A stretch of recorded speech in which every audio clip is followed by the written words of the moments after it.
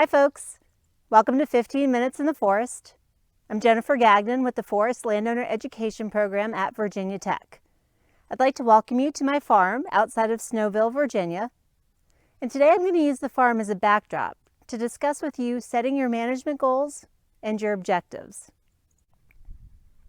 So first, let me give you a little background on the property, and this is the kind of information you'll want to have on hand when you start to work on setting your management goals. So this property is 70 acres. It's on the Little River, and the Little River is a tributary of the New River. The New River is one of the oldest rivers in North America and maybe even the world. The property was initially settled by the Simpkins Flincham families in the 1700s, and my husband and I purchased it in 2010.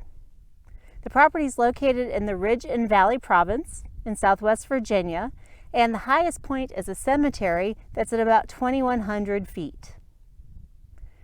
About 2/3 of the property is leased to a local farmer. He manages and cuts the hay. In the late 1980s, 10 acres were planted into eastern white pine. And the remaining forested areas on the property are a mix of Appalachian hardwood species. They're between 40 and 70 years old.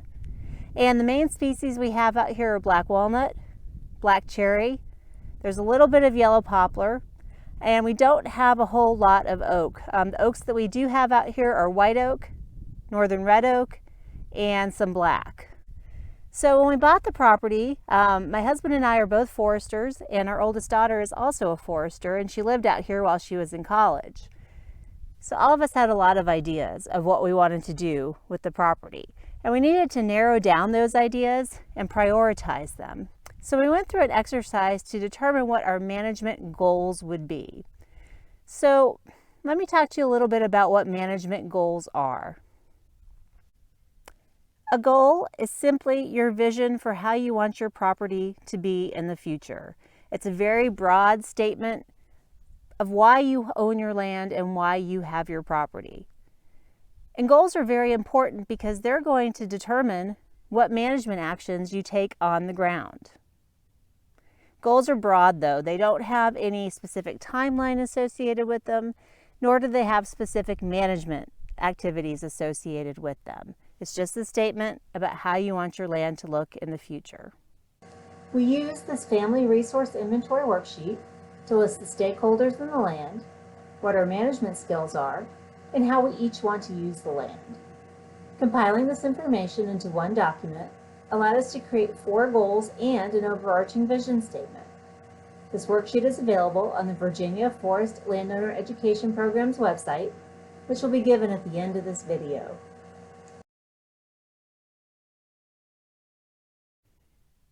So goals tell us where we want to be, but they don't tell us anything about how we're going to get there. Objectives are what we use to help us achieve our goals. Objectives are actionable steps that we can take on our property. Objectives have timelines associated with them and actual things that you can do on your property. Now, unless you're a natural resources manager, you might not have a good idea of how to determine your objectives, what objectives you will need to help you achieve your goals. And this is where a natural resources professional can come in. They can take a look at your property, look at your goals. They can tell you if your goals are realistic or not. And then they can help you develop what those actionable steps are, what those objectives are. So to demonstrate some of this, I'm going to go through some of our goals that we set for our property and talk about the objectives we have in place to help us achieve those goals.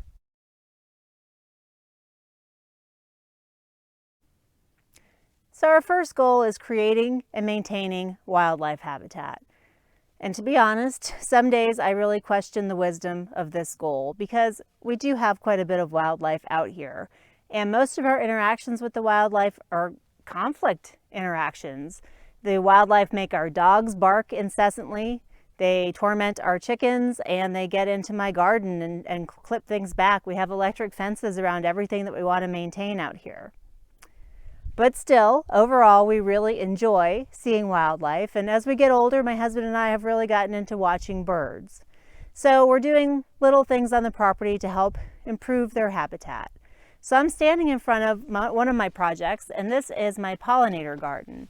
So every year I've been slowly converting some of our grassy areas, particularly areas that are difficult to maintain through mowing, into native wildflower gardens. So it doesn't look like much right now. I've left all the debris from last year on the ground. It's the beginning of March right now. I'll clear it out towards the end of March. And that allows the pollinator garden to not only provide nectar and pollen in the summertime, but to provide cover, nesting spots, and some seeds for wildlife and pollinators throughout the winter.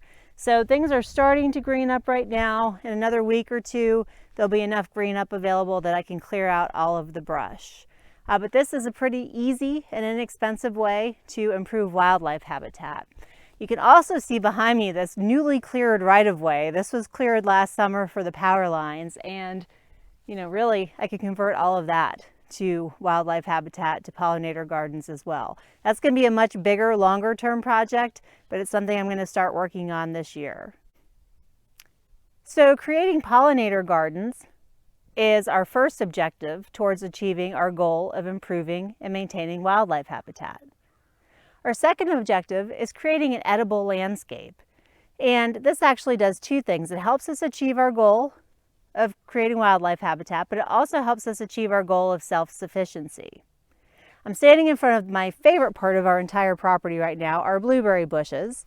And to be honest, the blueberry bushes are really more for me than for wildlife, although I'm forced to share a little bit.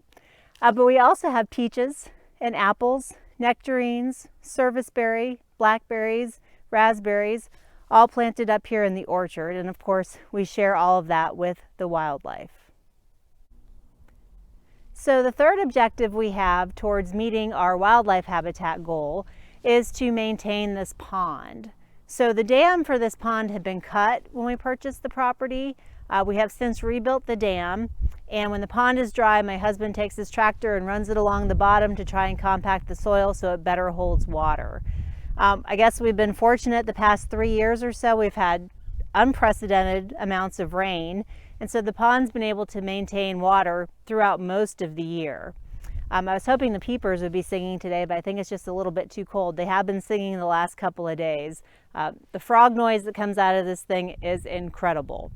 We've also seen deer out here drinking from it in the morning, and of course my dogs like to swim in it as well. So the pond has been a nice addition to the property, and it's one of our main objectives to keep it going. Okay, well, let's move on and talk about our second goal, which is improving forest health.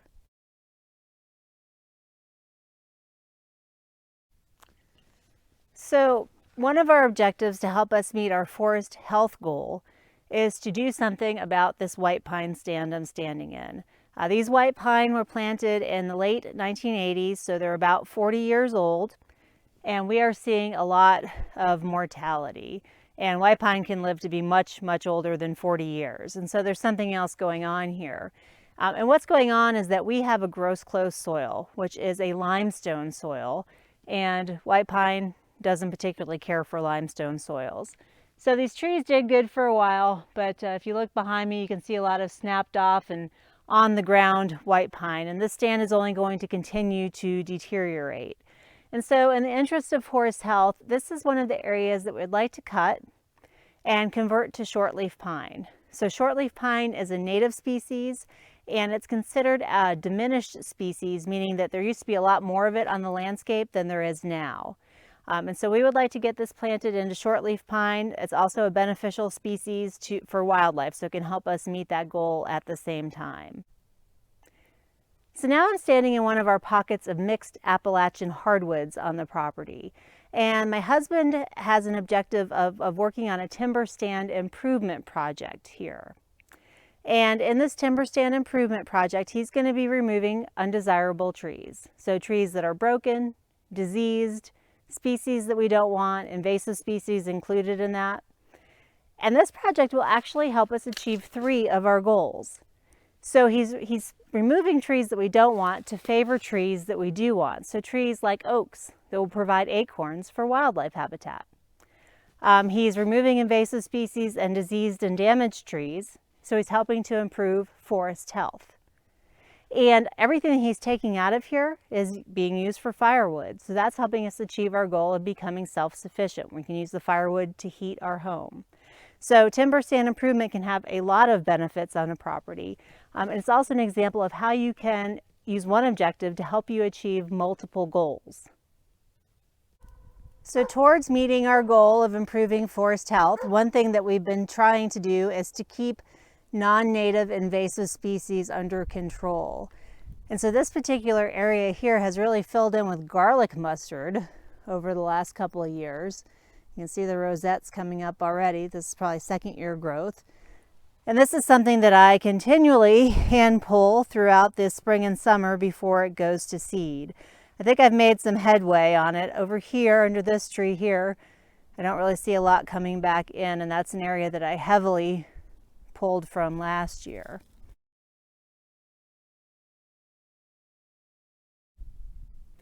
So our third management goal is to be self-sufficient. And one of our objectives to help us meet that goal is to grow as much food as we possibly can on the property. I love nothing more than fresh fruits and vegetables. And living 40 minutes outside of town, it just doesn't make any sense to get up early on a Saturday morning and drive into the local farmer's market. It is much more convenient to walk out into the yard and pick things from the garden.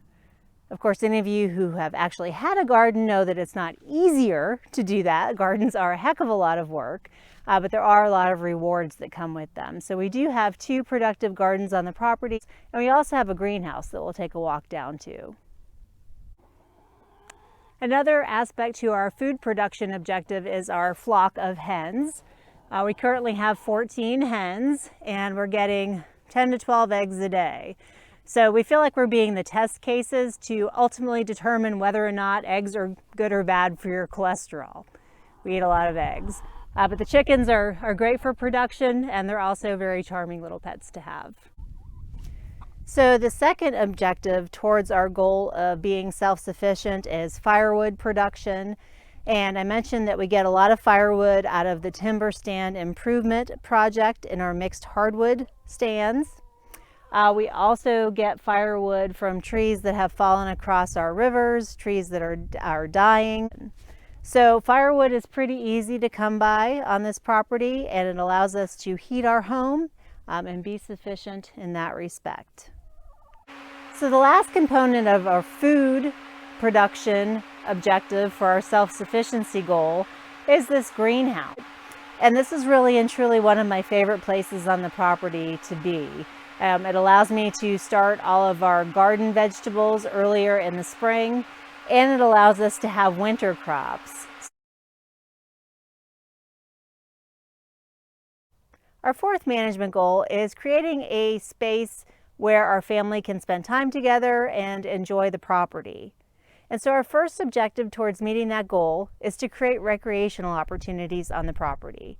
And the number one recreational opportunity that we have is kayaking down the Little River. But it's a great way to involve the family with the property. Our 6-year-old granddaughter has been down the river a number of times, and she's looking forward to being big enough that she can take her own boat down the river this coming summer. So our goal of creating a place for our family to recreate and enjoy together is actually a way for us to achieve our ultimate goal for the property. And it's one that I haven't mentioned at this point. And that is passing the land on to the next generation. So when most families think about passing their land on to their heirs, they think about dividing it into equal parcels and giving each child the same number of acres. Okay, that's an equal distribution of the asset. Our property is under a conservation easement, however, which means that we have 0 subdivisions on the property. It must pass on to the next generation as an intact 70-acre parcel. We have 2 daughters, and so we see our options for passing the land on as we have 2 options, we think. One is to pass the land on as a whole parcel to both of them, making them co-owners. Of course, that means that both of them would have to make management decisions for the property together, and they would share in the financial burden of owning a property. So maintenance expenses, taxes, insurance. This is an equal way of distributing the property. They both get the same exact thing. However, in the case of our daughters, it's probably not a fair way to give them their inheritance. Our older daughter is a forester, and she is financially independent, and she lives out of state. Our younger daughter is a single mother of 2, and she is currently working her way through college, and she is not financially independent at this point. So it would be a big burden on her to have to come up with half the money for the insurance and taxes for this property every year. So it's equal. It's probably not fair. The other option we see would be unequal. We would pass our land on to our older daughter, and we would give our other daughter our other assets. So cars, personal possessions, make her the beneficiary of our life insurance policies. Not equal, they're not getting the same thing, but it's probably fair because they're both getting what they need at that time in their lives. Now, certainly the situation could change. Our younger daughter's situation could change when she gets out of college. And so our legacy plan is a flexible document. It's something that we're going to revisit as our family changes, as our needs change. But it is a plan that we don't have it written down. It probably should be written down, but it is a plan that we've discussed and that we have in place for the time being. I think one thing that probably stands out to you is that a lot of our objectives don't have a specific timeline associated with them. A lot of our objectives are ongoing projects. Some years we may do more work than others towards a particular goal, and that's okay. Another thing I wanted to emphasize is be flexible with your goals. They don't have to be set in stone. So be open-minded, be willing to change your goals if your circumstances change or something on your property significantly changes. Goals can be flexible, just like your legacy plan. Well, thank you for spending 15 minutes on the farm and in the forest with me today. And please be sure to join us next Friday at 12:15 for another edition of 15 Minutes in the Forest. Have a great weekend.